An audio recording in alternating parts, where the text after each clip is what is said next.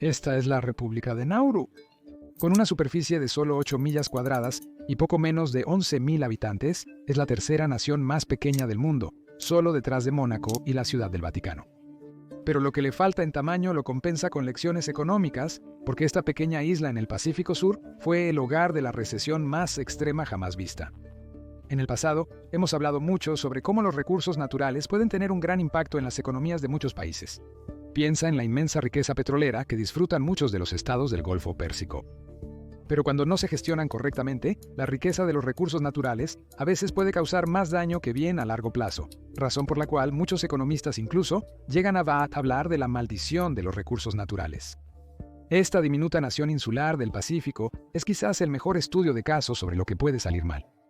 El país pasó de la pobreza a la riqueza solo para volver a estar en una situación aún peor que antes de hacerse rico. La lección de Nauru es una de las que todos los economistas pueden aprender, porque es una de las raras ocasiones en la historia en que hemos podido explorar claramente los mecanismos económicos que impulsan este auge y caída a tal escala. Entonces, ¿cómo se convirtió Nauru en el país más rico del mundo? ¿Qué errores cometieron que los llevaron a desperdiciar esta riqueza? Y finalmente, ¿cómo terminó este pequeño país en una situación aún peor a largo plazo? Nauru fue descubierto por primera vez por europeos en 1789, cuando un barco británico pasó por una porción de tierra cubierta con una meseta central verde, llena de palmas meciéndose y enmarcada por playas de arena blanca. La belleza natural de la isla llevó a los británicos a llamarla Isla Agradable. Unas décadas más tarde, los primeros forasteros se establecieron en Nauru, que es solo un tercio del tamaño de Manhattan. Inicialmente, se pensaba que los recursos de la isla eran solo cocos y cerdos, hasta que un geólogo británico descubrió mineral de fosfato de alta calidad. En palabras simples, el país no se volvió rico en petróleo. En su lugar, los científicos encontraron excremento de ave seco y algas, que de alguna manera era más valioso porque podía usarse principalmente en fertilizantes, pero también en cosméticos y forraje para animales. Alrededor del cambio del siglo XX, cuando fue descubierto, el 80% de la Isla Agradable era rico en este mineral. Un tesoro de excremento acumulado de aves marinas mezclado con microorganismos marinos no descubiertos hasta ese momento. Puede sonar asqueroso, pero era la clave para alimentar a una población global en crecimiento, así que era extremadamente valioso. Los derechos de extracción se vendieron rápidamente a Alemania, que era el colonizador de Nauru en ese momento.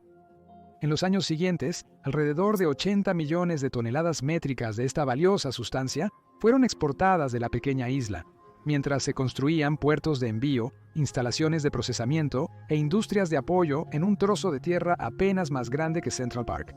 Alemania se ocupó de luchar en la Primera Guerra Mundial, durante la cual Australia aprovechó la oportunidad y se apoderó de Nauru. La isla, para este momento, se había convertido en un sitio de minería en alta mar. El fosfato se vendió principalmente a un precio subvencionado, que aquí en Australia llamamos tarifas de amigos, a los agricultores en Australia, Nueva Zelanda y Gran Bretaña. Desafortunadamente, para este momento, décadas de minería ya habían destruido gran parte del paisaje natural de Nauru. La parte superior de la isla fue descrita en National Geographic como un terreno espantoso, un verdadero descenso desde la Isla Agradable. A partir de aquí, se pone aún peor. Durante la Segunda Guerra Mundial, Japón invadió la isla y sembró terror en Nauru, incluyendo campos de trabajo forzado y ahogamientos masivos. Al final de la Segunda Guerra Mundial, solo 600 nauruanos sobrevivieron. Una vez que la guerra terminó y Japón se rindió, la isla fue nuevamente entregada a los australianos y su explotación de los tesoros malolientes de la isla continuó. En los años entre 1945 y 1968, las actividades de minería de fosfato alcanzaron nuevos récords. Cuando los nauruanos finalmente lograron su independencia, nadie los obligaba a extraer fosfato, pero para este momento toda su economía ya giraba en torno a la exportación de este recurso natural. La Nauru independiente había perdido un tercio de sus islas debido a las minas y los habitantes vivían en una tierra ahora incluso más horrenda, una tierra estéril. Todas las economías están limitadas por los factores de producción, tierra, trabajo y capital. Es solo que en el caso de Nauru, estas limitaciones eran extremas. Esta isla tiene una población pequeña que no estaba capacitada para hacer nada más que excavar piedras malolientes del suelo. El tamaño de su nación y su posición aislada en el mundo significaban que muchas industrias simplemente no eran viables, y aunque la minería de fósforo había hecho que la isla ganara mucho dinero, la mayor parte en este punto había sido reclamada por las naciones que tenían la isla como su colonia. No tenían la infraestructura ni la experiencia para desarrollar otras industrias, así que los expertos en fosfato se incrementaron aún más para sacar provecho mientras se podía. Realmente no tenían forma de hacer competitivamente otra cosa. Ya era evidente que el suministro de fosfato se agotaría en 1 o 2 vidas, pero eso no detuvo a los nauruanos de exigir, con razón, su parte del pastel. Esto inició una época en la historia de Nauru, donde algunos la llamaron la isla más rica del Pacífico. Un poco más de una década después de su independencia, Nauru fue aclamada internacionalmente como el país más rico del mundo en base per cápita. En 1981, tenía un Producto Interno Bruto per cápita de $27,000, lo que se traduce en $88,000 hoy. Para comparación, el Producto Interno Bruto per cápita de Estados Unidos era de $14,000 en ese momento. Esto significa que el nauriano promedio era el doble de rico que el estadounidense promedio. Por supuesto, el Producto Interno Bruto per cápita está lejos de ser una medida perfecta de cuán bien está la ciudadanía promedio, y si quieres aprender más sobre el Producto Interno Bruto, consulta este video en nuestro segundo canal, Economics Explained Essentials. Pero el Producto Interno Bruto per cápita sigue siendo la medida más fácil para comparar economías entre sí y nos da al menos una aproximación burda de los estándares de vida. Con su abundante riqueza de fosfato y su independencia política, a Nauru finalmente le estaba yendo bastante bien. Se dice que las estrellas deportivas deben retirarse en la cima de su éxito, y muchas personas en Nauru siguieron este consejo. Después de todo, podían confiar fácilmente en la educación y atención médica gratuitas proporcionadas por el gobierno y las regalías de las ganancias del fosfato de los propietarios de tierras. Muchos habitantes pudieron estar desempleados por elección. Al mismo tiempo, todo tipo de historias locas sucedieron en Nauru. Los autos deportivos eran el accesorio a poseer, a pesar del pequeño tamaño del país. Puedes dar la vuelta a toda la isla a un ritmo tranquilo en 1 hora. Difícilmente el lugar ideal para carreras de arrastre. Un jefe de policía decidió llevar un Lamborghini a la isla, solo para darse cuenta de que no cabía detrás del volante. La razón por la que no pudo conducir su nuevo juguete era parte de una inminente crisis de salud en la isla. Para 1980, un epidemiólogo declaró que Nauru tenía una epidemia de obesidad. Los factores subyacentes eran el aumento de la riqueza y las malas elecciones alimenticias.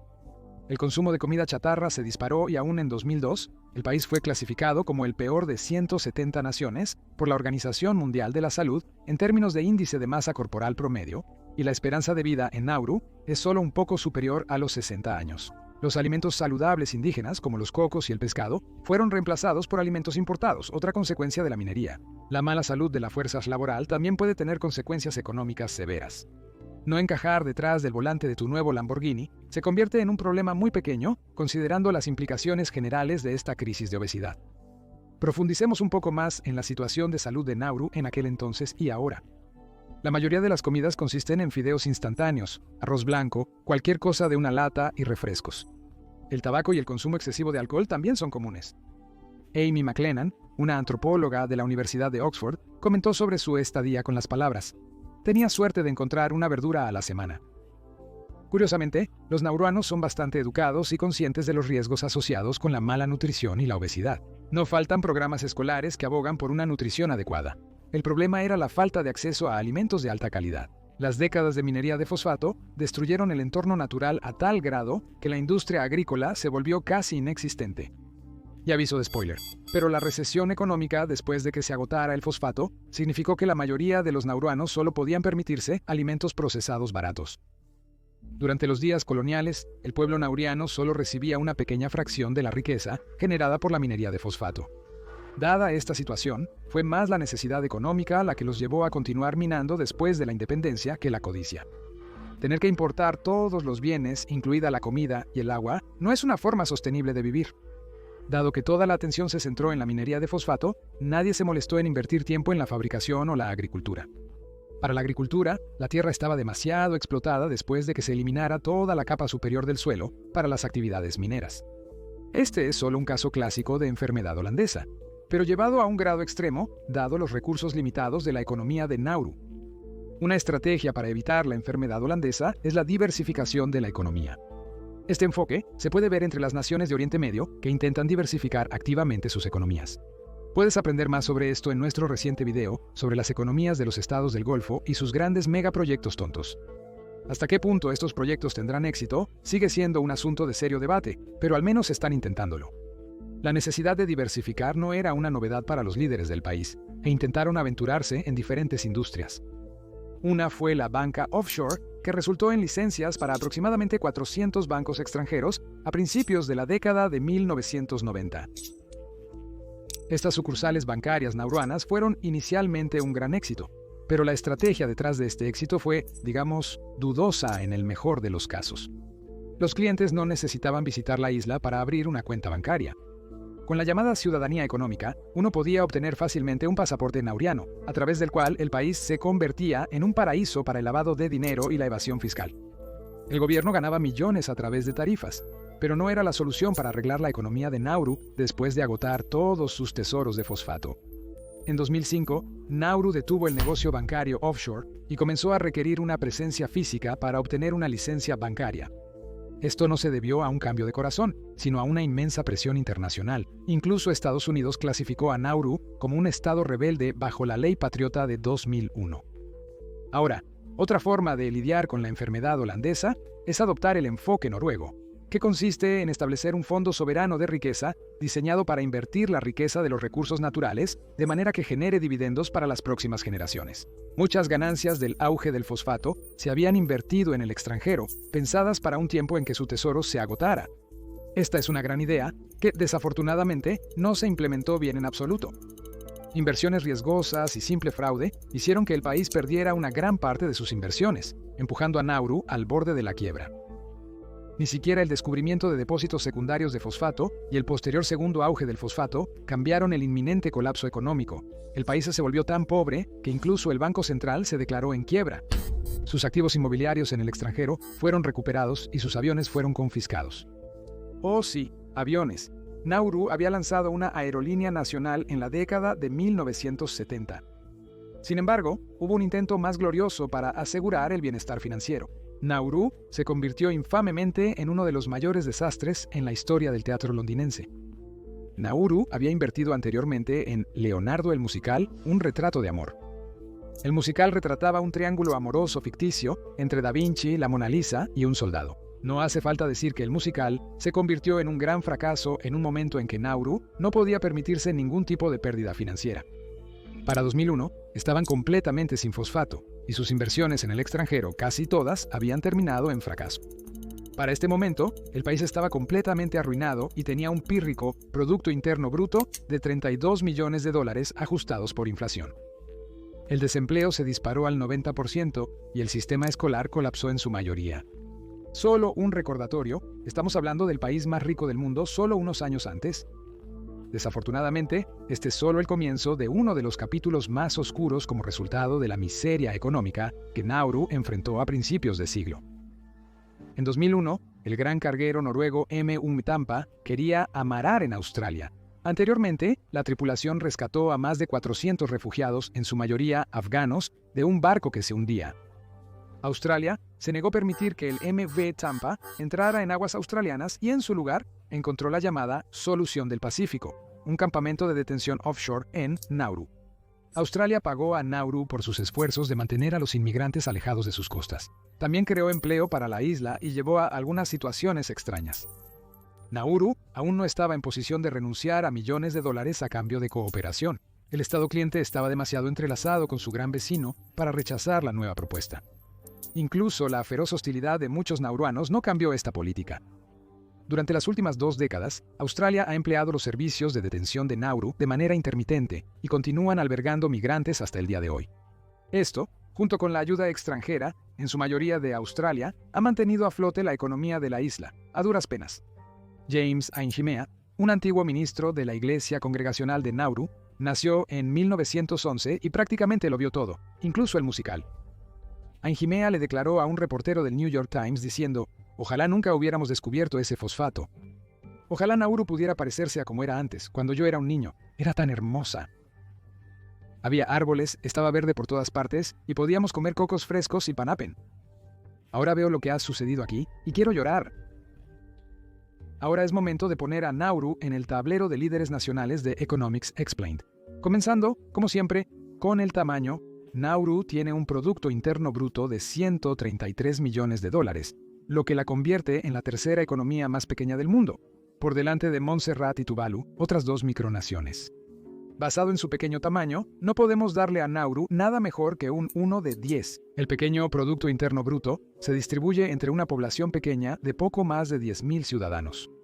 A partir de 2021, tenían un Producto Interno Bruto per cápita de $12.000, colocándola casi exactamente en línea con el promedio global, así que Nauru recibe un 5 de 10.